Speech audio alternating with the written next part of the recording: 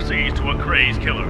Stalking the south side, he's struck 3 times already, and the police seem powerless to stop him. The first victim, Francis Ryle, a 29-year-old small-time racketeer, but this is no gangland slave. Victim number 2, Johnny Fleischman, a successful car salesman and businessman found dead in an alley. And the third victim, gambling ex-boxer Eddie Babyface Bates, gunned down and dumped among the garbage cans. Chicago wonders, where will the executioner strike next?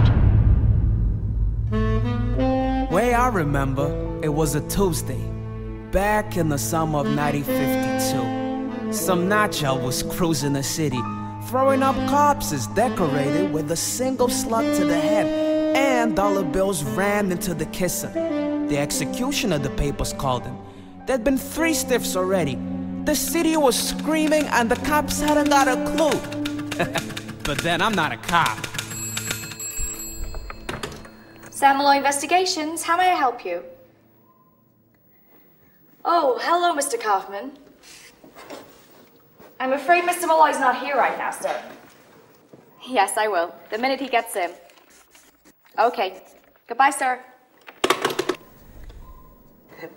That's my girl. Sam, Kaufman's called 3 times already today. You better give him some news on that 20 grand. And fast. Yeah, I'll call him. Do it now. I don't want him chewing on my ear again while you're off daydreaming. I'd only be dreaming of you. Oh my God. Annie. You knew her? Annie Lois. She was my best friend. We grew up together over in Maywood. Gee, Velma, I'm so sorry. She worked at the Blue Flamingo. Taking pictures. I told her not to take the job. I used to see her last night.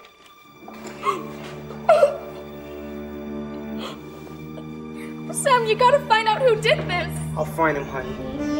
Anything for my favorite girl. Ladies and gentlemen, good evening and welcome to the Blue Flamingo, Chicago's home of fine entertainment. We've got a great show lined up for you this evening, so let's get right to it with our beautiful flamingo dancers.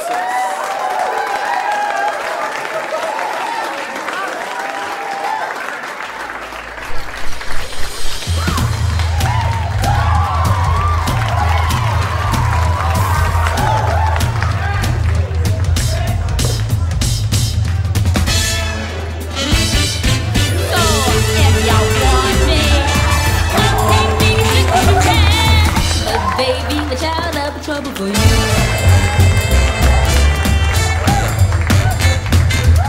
You think you can handle what I got? I'm playing, just hear what I'm saying. But baby, the child of trouble for you. The Blue Flamingo, a nightclub over on 47th Street. The place Annie Lowitz had worked and the place that linked all the bodies together. Everybody had a story to tell about it, and each one was crazier than the last. See, this was the Black in Town joint, on the south side. It didn't matter if you were white or colored, so long as you had a dough to throw, nobody gave a damn what you were or how you got there.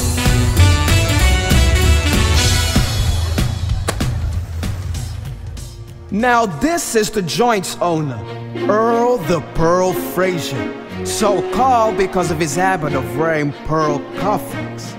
Rumor was, Earl would get a new set every time he disappeared a guy. And rumor was, he had boxes full of them. The door with the loaded rack, Sugar Candice, Earl's girl, lucky schmuck.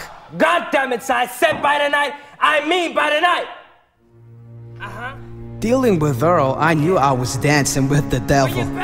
And if I wanted to keep my feet, I'd have to move like I could show Gene Kelly a step or two. But right then, I didn't have too many choices. It ain't like the first time he's had. Oh, baby, hush now. You know I don't like it when you talk about your work. Well, if you don't like it, why just sit here, huh? What I didn't know was what else the Flamingo had in store for me. So, Sam, what are you looking for? I was talking to Earl, but if you got something to say. You seem to know it all already. Anyway, I thought these killings were car business. Let's talk.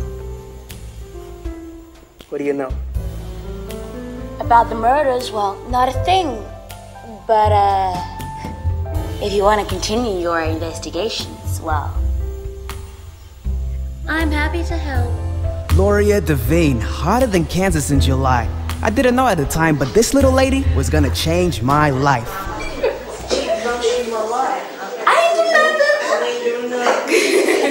Hey, Lena, leave Riley alone, please. Oh, come on. She's only having a little bit of Come on, fun. girls. Okay, sorry. We're going over the opening number. Needs a little work. Lena, hurry up. Get up them stage. And 5, 6, 7, 8.